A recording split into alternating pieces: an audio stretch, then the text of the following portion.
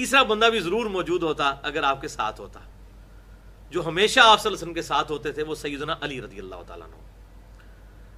غزوہ احد کے موقع پر تمام مومنین صحابہ صرف اس جنگ کی دہشت کی وجہ سے اللہ تعالیٰ کی طرف سے ایسا معاملہ ہوا، آپ صلی اللہ علیہ وسلم کو چھوڑ کر چلے گئے۔ چند صحابہ آپ کے ساتھ رہ گئے، 12 کے قریب، ان میں سے سیدنا علی بھی تھے۔ اور صحیح مسلم میں آپ غزوہ احد کا چیپٹر کھول کے دیکھیں، سہل ابن سعد السعدی رضی اللہ تعالیٰ عنہ کہتے ہیں کہ اللہ کی قسم غزوہ احد کے موقع پر سیدنا علی رضی اللہ تعالیٰ عنہ حضور کے زخم پر پانی ڈال رہے تھے، اور سیدہ فاطمہ رضی اللہ تعالیٰ عنہ حضور صلی اللہ علیہ وسلم کا زخم دھوتی تھیں، اور خون نہیں رکتا تھا، تو انہوں نے پھر ایک کاٹن کا کپڑا اس کو جلا کے اس کی راکھ آپ صلی اللہ علیہ وسلم کے مبارک زخم پہ رکھی، جو یہ آپ کے 4 دانت شہید ہو گئے تھے، پھر وہ خون رکا۔ یعنی سیدنا علی چونکہ آپ کے بیٹوں کی طرح تھے، اور وہ جو ان کا رشتہ تھا حضرت ختیجہ نے پالا ہوا تھا، آپ صلی اللہ علیہ وسلم کے ساتھ جو ان کی کلوزنس تھی وہ ہر جگہ دیکھنے میں آتی ہے۔ اور آپ دیکھ لیں کہ غزوہ خیبر کے موقع پر آپ صلی اللہ علیہ وسلم نے فرمایا، کل اس شخص کے ہاتھ میں جھنڈا دوں گا جو اللہ اور اس کے رسول سے محبت کرتا ہے، اللہ اور اس کا رسول اس سے محبت کرتے ہیں۔ اور مسلم کے آگے الفاظ یہ ہیں کہ سیدنا عمر کہتے ہیں ہمیں پوری رات نیند نہیں آئی کہ یہ خوش نصیب کون ہوگا، اور اللہ کی قسم، حضرت عمر کے الفاظ ہیں مسلم شریف میں حضرت علی کے فضائل کے چیپٹر میں، کہ مجھے اس سے پہلے کبھی بھی یہ خواہش نہیں ہوئی تھی کہ مجھے کوئی نبی صلی اللہ علیہ وسلم عہدہ دیں سوائے اس دن کے کہ وہ جھنڈا مجھے مل جاتا، لیکن وہ حضرت علی کو بلا کر آپ صلی اللہ علیہ وسلم نے دیا۔ پھر صحیح بخاری کھول کر دیکھیں، صلح حدیبیہ کے موقع پر جب کافروں نے اعتراض کیا کہ آپ کا نام محمد رسول اللہ مٹا کر محمد بن عبداللہ لکھا جائے، تو آپ نے حضرت علی کو کہا یا رسول اللہ علیہ وسلم، کہا کہ علی اسے مٹا دو، تو حضرت علی نے کہا یا رسول اللہ میں آپ کا نام نہیں مٹاؤں گا، آپ کی محبت میں کہا، صحیح بخاری میں موجود ہے۔ تو پھر آپ نے کہا اچھا مجھے بتاؤ، آپ صلی اللہ علیہ وسلم نے وہ اپنے مبارک ہاتھوں سے مٹایا اور محمد بن عبداللہ لکھوایا۔ حضرت علی وہاں سے ناراض ہو کے خیمے سے چلے گئے، پھر حضور ان کو منانے کے لیے آئے، بخاری میں موجود ہے۔ اس موقع پہ آپ نے فرمایا صلح حدیبیہ کے موقع پر، علی تم مجھ سے ہو اور میں تم سے ہوں، آپ کی دل جوئی کی، کیونکہ وہ ناراض ہوئے تھے۔ اور تیسرا موقع یہ آیا غزوہ تبوک کا، یہ پہلا موقع تھا کہ آپ صلی اللہ علیہ وسلم حضرت علی کو اپنے ساتھ نہیں لے کر گئے، ورنہ یہ عمار ابن یاسر کے ساتھ حضرت علی بھی موجود ہوتے، حضور کے ساتھ ساتھ رہتے تھے ہمیشہ۔ اور بخاری اور مسلم کے الفاظ ہیں، حضرت علی کے فضائل کے چیپٹر میں امام بخاری پہلی حدیث یہی لے کر آئے کہ غزوہ تبوک کے موقع پر عورتوں اور بچوں پر آپ صلی اللہ علیہ وسلم نے حضرت علی کو خلیفہ بنایا اپنا، تو حضرت علی زار و قطار روتے ہوئے حضور کی بارگاہ میں حاضر ہوئے، یا رسول اللہ علیہ وسلم مجھے آپ چھوڑ کے جا رہے ہیں اور آپ اتنی اہم جنگ پہ جا رہے ہیں، مجھے پیچھے چھوڑ کے جا رہے ہیں، میں تو آپ کے بغیر نہیں رہ سکتا۔ تو آپ نے فرمایا علی کیا تم اس بات پر راضی نہیں ہو کہ تمہاری میرے ساتھ وہی نسبت ہے جو ہارون کی موسیٰ کے ساتھ، مگر یہ کہ میرے بعد کوئی نبی نہیں۔ یعنی جب ہارون علیہ السلام، موسیٰ علیہ السلام جب کوہ طور پر گئے تھے تو حضرت ہارون کو چھوڑ کے گئے تھے، تو میں اگر غزوہ تبوک پہ جا رہا ہوں تو تم میرے بہاف پہ ان عورتوں اور بچوں کا خیال رکھو گے۔ پھر سیدنا علی کی اس حوالے سے تسلی ہوئی۔ بہرحال یہی وجہ تھی کہ سیدنا عمر فاروق رضی اللہ تعالیٰ عنہ اپنے مبارک دور میں جب کبھی بھی فارن ٹورز پہ جایا کرتے تھے، خواہ وہ سلطنت روما فتح ہوئی تو آپ فلسطین میں گئے، یا جب ایران فتح ہوا تو آپ ایران گئے، تو سیدنا علی کو مدینہ شریف میں اپنی جگہ خلیفہ بنا کر گئے، اسی وجہ سے کہ نبی صلی اللہ علیہ وسلم بھی تبوک پہ جاتے وقت حضرت علی کو چھوڑ کر گئے تھے۔ وہ یہی سنانا بہتر ہے۔ علی کا سٹانس دیکھیں، صحیح بخاری کتاب الفضائل صحابہ چیپٹر انٹرنیشنل نمبرنگ کے مطابق 3671 نمبر حدیث، محمد بن حنفیہ حضرت علی کے بیٹے ہیں۔ حنفیہ نامی ایک عورت سے حضرت فاطمہ کے بعد جب وہ فوت ہو گئی تو حضرت علی نے شادی کی، ان سے بیٹے پیدا ہوئے۔ ان کی حدیثیں بخاری مسلم میں بھی ہیں، اصول کافی میں بھی ہیں۔ اہل سنت اہل تشیع دونوں مانتے ہیں محمد بن حنفیہ کو۔ کہتے ہیں ابا جی حضرت علی سے پوچھتے ہیں بخاری کے الفاظ، یہ بتائیے اس امت میں رسول اللہ کے بعد سب سے افضل کون ہے؟ کہا ابو بکر۔ اللہ اکبر۔ پوچھا اس کے بعد کون؟ فرمایا عمر۔ اب انہوں نے کہا مجھے خدشہ ہوا میں تیسرا دفعہ پوچھوں گا تو حضرت عثمان کا نام لیں گے۔ میں نے کہا حضرت اس کے بعد تو آپ ہی ہوں گے۔ تو انہوں نے کہا نہیں، میں تو عام مسلمان ہوں، عام مسلمانوں میں سے ایک مسلمان ہوں۔ اللہ اکبر کبیرہ والحمد للہ کثیرہ وسبحان اللہ بکرۃ واصیلا۔ یہ حضرت علی کی شان ہو سکتی تھی۔ ومن احسن قولا ممن دعا الی اللہ وعمل صالحا وقال اننی من المسلمین۔ اس سے بڑھ کر کس کی بات اچھی ہو سکتی ہے؟ یہ حضرت علی پہ فٹ ہوئی نا آیت، سورہ حمیم السجدہ کی یہ آیت ہے، اس سے بڑھ کر اچھی بات کس کی ہوگی؟ جو لوگوں کو اللہ کی طرف بلائے, خود بھی نیک اعمال کرے اور پھر بھی کہے کہ میں عام مسلمان ہوں, بہت بڑا بزرگ نہ بن کے بیٹھ جائے. تو ان کی عاجزی تھی, انہوں نے کہا میں تو عام مسلمان ہوں. کل تفسیر حضرت علی بنے کہ اگر کوئی مسلمان گروہ باغی ہو جائے اس کے خلاف قتال کرو یہاں تک کہ وہ توبہ پر آمادہ ہو. یہ بات, یہ میرا گولڈن کوڈ یاد رکھیے گا, اگر حکمران باغی ہو جائے اس کے ساتھ کیسے ڈیل کرنا ہے, اس میں آئیڈیل ہے مولا حسین رضی اللہ عنہ. اور اگر خلیفہ راشد ہو اور اس کے خلاف رعایا بغاوت کرے تو اس میں مسلمانوں کے لیے آئیڈیل ہے سیدنا علی رضی اللہ عنہ. یہی وجہ ہے کہ حضرت علی کی تینوں جنگیں, جنگ جمل, جنگ صفین اور جنگ نہروان, تینوں جنگوں کے بارے میں الگ الگ احادیث ہماری حدیث کی کتابوں میں موجود ہیں. اور جو سورۃ الحجرات میں آیا آیت نمبر 9 میں کہ اگر مسلمان گروہ باغی ہو جائے اس کے خلاف قتال کرو, لڑائی کرو یہاں تک کہ وہ حق پر آمادہ ہو, اس کی پریکٹیکل تفسیر آپ پوری دنیا کی کتابیں اٹھا کے دیکھ لیں. سیدنا علی رضی اللہ تعالی عنہ کا قتال ہے اور آپ صلی اللہ علیہ وسلم کی پیشن گوئیاں اس کتاب کے قتال کے بارے میں موجود ہیں.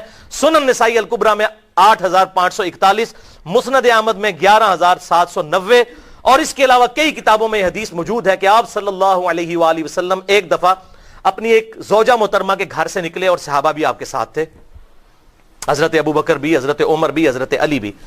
تو راستے میں حضور صلی اللہ علیہ وسلم کی مبارک جوتی ٹوٹ گئی تو آپ صلی اللہ علیہ وسلم نے اپنی دونوں جوتیاں اتار دی اور حضرت علی کو دے دی اور کہا کہ یہ جوتی جو میری ٹوٹ گئی ہے اس کو گانٹ دو. اور پھر حضور صلی اللہ علیہ وسلم ننگے پاؤں آگے چلنا شروع ہو گئے. پھر تھوڑی دور جا کے آپ نے اصحاب کو کہا یہاں پر رک جاؤ, علی کا انتظار کرو. تو حضرت علی رضی اللہ تعالیٰ عنہ جوتیاں گانٹ رہے تھے. اسی دوران آپ صلی اللہ علیہ وسلم نے فرمایا کہ دیکھو اللہ نے مجھے دنیا میں مبعوث کیا ایز اے لاسٹ ریزورٹ, مجھے حق منوانے کے لیے, قرآن کی دعوت کے لیے مجھے قتال کرنا پڑا, تلوار اٹھانی پڑی کافروں کے خلاف. لیکن تم میں ایک ایسا شخص بھی ہے, ایسا خوش نصیب, جسے اس قرآن کو منوانے کے لیے مسلمانوں کے خلاف تلوار اٹھانی پڑے گی. یہ کہتے ہیں جی حضرت علی پچھتاتے تھے, اوے مولا علی کو حضور کی ایک ایک پریڈکشن کے اوپر ایمان تھا, ایک ایک جنگ پر مور لگا کر گئے تھے حضور, وہ کیوں شرماتے تھے؟ یہ سعودی عرب کی تنخواہوں پہ پلنے والے مولوی لوگوں کو یہ باتیں بتاتے پھرتے ہیں, اس ملوکیت کی تنخواہوں پہ پڑھنے والے, کہ حضرت علی پچھتاتے تھے. اور حضرت علی کو کیا حضور کے اوپر شک تھا؟ جس علی کو یہ پتا تھا کہ مسلم شریف کی حدیث 240 نمبر کہ علی سے محبت نہیں رکھے گا مگر مومن, علی سے بغض نہیں رکھے گا مگر منافق, جس کی محبت ایمان ہے اس کو یہ شک ہوگا کہ میری جنگیں غلط ہیں. یہ ہمیں مشہور کر دیا, پراپوگنڈا کر دو جی, اور یہ نہیں مانتے وہ نہیں مانتے. تو اسی حدیث میں چلتا ہے کہ آپ صلی اللہ علیہ وسلم فرمایا کہ تم میں ایک ایسا خوش نصیب ہے جسے مسلمانوں کے خلاف تلوار اٹھانی پڑے گی. حضرت ابو بکر نے کہا انا یا رسول اللہ, یا رسول اللہ کیا میں ہوں وہ؟ آپ نے فرمایا نہیں. حضرت عمر نے کہا یا رسول اللہ کیا وہ خوش نصیب میں ہوں؟ فرمایا لا. حالانکہ آپ صلی اللہ علیہ وسلم کی مبارک زبان سے لا کے الفاظ بہت کم نکلتے تھے, اس موقع پہ آپ نے کہا لا, بلکہ وہ خوش نصیب ہوگا جو میری جوتیاں گانٹ رہا ہے. صحابہ دوڑے مولا علی کی طرف اور کہا کہ آپ کے بارے میں حضور نے اتنی بڑی پریڈکشن فرمائی ہے کہ جیسے حضور نے قتال کیا کافروں کے خلاف, اس کتاب کو منوانے کے لیے آپ آن دا بہاف آف پروفٹ مسلمانوں کے خلاف تلوار اٹھائیں گے. تو حضرت علی مسکرا پڑے. صحابہ کہتے ہیں ہم سمجھ گئے کہ حضرت علی کو بھی حضور نے یہ بات بتائی ہوئی تھی. حضرت علی کو پتا تھا کہ میں نے, اور جس کو یہ سب کچھ پتا تھا بھائی میرے اسے اپنی جگہوں میں شک ہوگا, کوئی شک نہیں تھا. حضرت علی اس امت میں ایک آخری کوشش تھے کہ ابو بکر عمر کی خلافت کو زندہ کیا جاتا. اس شخص نے اپنی گردن کٹوا دی, یہ امت دوبارہ اس پٹری پر نہیں آ سکی, لیکن انہوں نے اپنا حق ادا کر دیا الحمدللہ.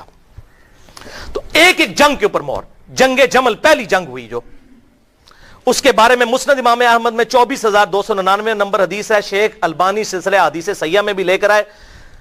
کئی صحابہ سے یہ روایت ہے کہ اما عائشہ کہتی ہیں حضور صلی اللہ علیہ وسلم نے فرمایا تھا میری اس بیوی کی کیا حالت ہوگی جب حوض کے کتے بھی اس پر بھونکیں گے. اور جب عبداللہ ابن زبیر حضرت عائشہ کو حضرت علی کے خلاف لڑانے کے لیے لے نکلے جمل کے لیے, تو راستے میں ایک جگہ پڑاؤ کیا تو کتے بھونکنا شروع ہو گئے. حضرت عائشہ نے کہا یہ کون سی جگہ ہے؟ سب نے کہا یہ حوض ہے. حضرت عائشہ نے رونا شروع کر دیا, انہوں نے کہا میں آگے نہیں جاؤں گی. مجھے حضور کی وہ بات یاد آ گئی کہ آپ نے فرمایا کہ میری ایک بیوی ایسی ہوگی کہ جس پر کتے بھی بھونکیں گے اس کے عمل کی وجہ سے, مجھے واپس لے چلو. عبداللہ ابن زبیر نے کہا اماں آپ کو صلح کے لیے لے کے جا رہے ہیں. اس طرح بہلا پھسلا کر لے گئے, اور پھر انجام کیا ہوا؟ پوری زندگی حضرت عائشہ رویا کرتی تھی. المصنف ابن ابی شیبہ میں موجود ہے, صحیح بخاری میں موجود ہے کتاب الجنائز کے اندر. وہ کہتی تھیں, المصنف ابن ابی شیبہ کے الفاظ ہیں کہ میں نے حضور کے بعد بدعت کی ہے علی کے خلاف جو نکلی. حضرت عائشہ کے الفاظ ہیں. یہ نیک آدمی کی نشانی ہوتی ہے, اللہ تعالیٰ اسے توبہ کی توفیق دنیا میں دیتا ہے. مجھے میری سوکنوں کے ساتھ دفن کرنا, اور یہ الفاظ بخاری میں بھی موجود ہیں. میں نہیں چاہتی کہ ابو بکر اور عمر اور رسول اللہ کے ساتھ دفن ہو کر لوگ ان کی وجہ سے میری تعریف کریں کہ جو کچھ میں نے حضور کی وفات کے بعد کیا. پوری زندگی وہ روتی رہیں. اللہ تبارک و تعالیٰ نے انہیں توبہ کی توفیق دی. اما عائشہ دنیا سے پاک و صاف ہو کر اٹھائی گئیں. حضرت علی رضی اللہ تعالیٰ عنہ کے دل میں ان کے لیے کوئی ایسی خرابی موجود نہیں تھی, اور نہ اما عائشہ کے دل میں. آپ اندازہ کریں, صحیح مسلم میں کتاب الطہارہ چیپٹر میں انٹرنیشنل نمبر کے مطابق 639 نمبر حدیث ہے, ایک شخص نے آ کر حضرت عائشہ سے مسئلہ پوچھا. صحابہ کی استاد تھی. بتائیے کہ موزوں پر مسے کی مدت کتنی ہے, کتنا ٹائم ہے؟ تو حضرت عائشہ نے کہا علی ابن ابی طالب کے پاس جاؤ, وہ بڑے عالم ہیں, ان کا حضور کے ساتھ زیادہ وقت گزرا ہے. بیوی تو عائشہ ہے, صحیح مسلم 639. علی ابن ابی طالب کے پاس جاؤ, وہ حضور کے ساتھ زیادہ رہا کرتے تھے سفر و حضر میں, وہ تمہیں بتائیں گے کہ موزوں کی مدت کیا ہے. تو حضرت علی نے کہا ہاں, حضور صلی اللہ علیہ وسلم نے مقیم کے لیے 1 دن اور 1 رات یعنی 24 گھنٹے, اور مسافر کے لیے 3 دن اور 3 رات یعنی 72 گھنٹے تک جرابوں پر یا موزوں پر مسح کرنے کی اجازت مرحمت فرمائی ہے. الحمدللہ. تو یہ میں نے آپ کو نمونہ پیش کیا. تو حضرت عائشہ پوری زندگی اس کے اوپر شرمندہ رہی, اور حضرت طلحہ زبیر الحمدللہ وہ بھی جنتی تھے. المستدرک للحاکم میں موجود ہے پوری ڈیٹیل کے ساتھ, انٹرنیشنل نمبر کے مطابق 5591 نمبر حدیث کہ حضرت طلحہ اور حضرت زبیر جنگ چھوڑ گئے. حضرت علی کو سامنے دیکھا کہ عمار ابن یاسر جو ہیں وہ سامنے جنگ میں ہیں, تو ان کا عمار کو تو باغی جماعت قتل کرے گی. بخاری اور مسلم کی حدیث ہے. جنگ چھوڑ گئے, اور مروان خبیث جس نے یہ ساری مہم کھڑی کی تھی, حضرت طلحہ کے گھٹنے میں تیر مارا. المستدرک للحاکم 5591 نمبر حدیث, جسے شیخ البانی بھی صحیح کہتے ہیں, شیخ زبیر علی زئی صاحب بھی. مروان نے خود مار دیا حضرت طلحہ کو, حالانکہ لے کے آیا تھا ساتھ حضرت علی سے لڑوانے کے لیے کہ طلحہ نے یہ جنگ چھوڑ دی تو ہم تو جنگ ہار جائیں گے, اور برے طریقے سے ہارے بھی, تو غصے میں خود مار دیا. یہ صحابہ کے قاتل اور گستاخ پارٹی جس کا دفاع لوگ کرتے ہیں. پھر جنگ صفین صحیح بخاری میں انٹرنیشنل نمبر کے مطابق 2812 نمبر حدیث ہے, صحیح مسلم میں موجود ہے. آپ صلی اللہ علیہ وسلم نے حضرت عمار ابن یاسر کو دیکھا کہ مسجد نبی کی تعمیر کے دوران باقی تو ایک ایک اینٹ رکھ رہے ہیں, حضرت عمار نے 2 اینٹیں اٹھائی ہوئی ہیں, بڑے بڑے پتھر. حضرت عمار یعنی اتنے جوشیلے قسم کے جوان تھے. حضور صلی اللہ علیہ وسلم کو بڑا ان پر رحم آیا. آپ صلی اللہ علیہ وسلم نے ان کے جسم سے مٹی جھاڑی اور کہا کہ اے سمیہ کے بیٹے, تجھ پہ وہ بڑی مصیبت آئے گی, افسوس تجھے ایک باغی جماعت قتل کرے گی. عمار تو ان کو تو جنت کی طرف بلا رہا ہوگا, لیکن وہ جماعت تجھے دوزخ کی طرف بلا رہی ہوگی. تو اسلام کے لیے قربانیاں کر رہا ہے, تو دیکھ تیرا حشر کیا کریں گے. یہ لوگ جو فتح مکہ پر معافیاں مانگ کے مسلمان ہوئے, تیرے ساتھ کرتے کیا ہیں یہ لوگ. یہ بخاری اور مسلم دونوں میں موجود ہے. اور شیخ زبیر علی زئی صاحب مجھے خود کہا کرتے تھے, علی بھائی جب میں یہ بخاری کی حدیث پڑھتا ہوں کہ عمار جنت کی طرف اور اللہ کی طرف بلائے گا, یہ دونوں الفاظ ہیں, اور عمار کے مخالفین دوزخ کی طرف بلائیں گے, تو میں کانپ اٹھتا ہوں کہ میں اس حدیث کی کیا تعویل بیان کروں. اور پھر کیا ہوا, عمار ابن یاسر کو قتل کیا گیا. مسند امام احمد 16744, مستدرک للحاکم میں 5661 نمبر حدیث ہے. مسند احمد میں 17811 بھی ایک اور طرق ہے کہ ابو الغادیہ اگرچہ وہ صحابی تھے, حضرت معاویہ کی طرف سے لڑتے ہوئے عمار ابن یاسر کو قتل کیا. پھر پوری زندگی روتے تھے کہ ہائے افسوس میں نے عمار کو قتل کیا. حضور نے کہا تھا عمار کو قتل کرنے والا اور اس کا مال لوٹنے والا آگ میں ہے. عبداللہ بن عمر بن عاص وہاں پر بیٹھے ہوئے تھے. ایک شخص عمار بن یاسر ابن یاسر کا گلا کاٹ کر امیر معاویہ کے سامنے لایا اور کہا کہ یہ دیکھو خوشخبری ہو. عبداللہ بن عمر بن عاص کہاں اٹھے, انہوں نے کہا کہ تم ایک دوسرے کو دوزخ کی مبارک دو. میں نے رسول اللہ سے سنا تھا کہ عمار کو ایک باغی جماعت قتل کرے گی, عمار ان کو اللہ کی طرف بلائے گا, وہ دوزخ کی طرف بلانے والی جماعت ہوگی, اور تم نے عمار کو قتل کر دیا اور تم خوشیاں منا رہے ہو, اور عمار کا مال لوٹنے والا اور اس کو قتل کرنے والا آگ میں ہے. والعیاذ باللہ تعالی. اور یہی وجہ تھی بھائیو, حضرت طلحہ, حضرت زبیر, حضرت عائشہ, ان کا معاملہ بالکل ڈیفرنٹ ہے. یہ دنیا سے پاک و صاف ہو کر اٹھے ہیں, کیونکہ جس نے توبہ کی وہ ایسا ہے جس نے گناہ کیے ہی نہیں. حضرت علی ان کے بارے میں دل صاف رکھتے تھے. کتنی روایتیں موجود ہیں فضائل صحابہ احمد بن حنبل میں صحیح سند کے ساتھ موجود ہے. حضرت علی کہتے تھے جو قرآن میں آیت تھا نا کہ قیامت والے دن اللہ تعالیٰ مومنین کے درمیان دلوں میں جو قدورتیں ہیں وہ نکال دے گا, مجھے یہ آیت میں اللہ سے امید کرتا ہوں کہ طلحہ زبیر اور میرے بارے میں ہوگی. میں طلحہ زبیر کو میں نے معاف کر دیا, لیکن لیکن لیکن جس نے اسلامی خلافت کو نقصان پہنچایا اس کو مولا علی نے معاف نہیں کیا. اور وہ المصنف ابن ابی شیبہ میں انٹرنیشنل نمبرنگ کے مطابق 7050 نمبر حدیث ہے. تابعین کہتے ہیں ہم نے مولا علی کے پیچھے عشاء کی نمازوں میں قنوت نازلہ پڑھی. آج لوگ قنوت نازلہ پڑھ رہے ہیں انڈیا کے اوپر اور فلاں فلاں کے اوپر. قنوت نازلہ حضرت علی نے پڑھی کہ اسلامی نظام جا رہا ہے. اللہم علیک بمعاویہ و اشیاءہ، اللہم علیک عمر ابن عاص و اشیاءہ. اے اللہ معاویہ اور اس کی پارٹی کو تو پوچھ، عمر ابن عاص اور اس کی پارٹی کو پوچھ. اسلامی نظام کو خطرے میں ڈال دیا ان لوگوں نے. قنوت نازلہ. اور اس حدیث کو شیخ البانی بھی صحیح کہتے ہیں. شیخ زبیر علی زئی رحمہ اللہ نے بھی اپنی وفات سے 3 مہینے پہلے مقالات کی 6 جلد میں یہ روایت نقل کر دی ہے الحمدللہ رحمہ اللہ تعالی. اور بھائیو تیسری جنگ، جنگ نہروان، جو خوارج کے خلاف لڑی گئی، بخاری اور مسلم کے پورے چیپٹرز ہیں خوارج کے بارے میں، کہ نبی صلی اللہ علیہ وسلم نے ارشاد فرمایا کہ خوارج سے وہ جماعت قتال کرے گی جو اس روئے ارض کے بہترین لوگ ہوں گے اور خوارج بدترین لوگ ہوں گے. اور کتنی احادیث ہیں. اور ابو سعید خدری کے الفاظ ہیں بخاری اور مسلم میں انٹرنیشنل نمبرنگ کے مطابق، بخاری میں 2456، مسلم میں 6933. اے اہل عراق تمہیں مبارک ہو، تم ہی تو ہو جنہوں نے مولا علی کے ساتھ مل کر نہروان پر خوارج کو قتل کیا تھا. تمہارے بارے میں حضور کی یہ بشارتیں ہیں. ابو سعید خدری رضی اللہ تعالیٰ عنہ کہا کرتے تھے. اور صحیح مسلم میں انٹرنیشنل نمبرنگ کے مطابق 2459 نمبر حدیث ہے کہ خوارج کے ساتھ وہ جماعت قتال کرے گی کہ جب میری امت میں 2 پارٹیاں بن جائیں گی، جو جماعت حق کے قریب ہوگی، اقرب الی الحق، وہ قتال کرے گی.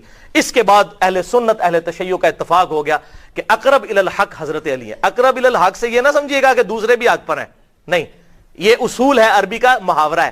سورہ آل عمران میں اللہ تعالیٰ نے کہا منافقین کے بارے میں کہ جنگ احد میں جب وہ بھاگ گئے تھے اس دن وہ ایمان سے زیادہ اقرب الی النفاق تھے، نفاق کی طرف زیادہ تھے، وہ آگ کی طرف تھے. تو یہ نہیں مطلب کہ ان میں ایمان بھی تھا، پکے منافق تھے. تو یہ محاورہ اقرب الی الحق کا مطلب ہے کہ حق والا. الحمدللہ. تو یہ پہلی صورتحال کلیئر.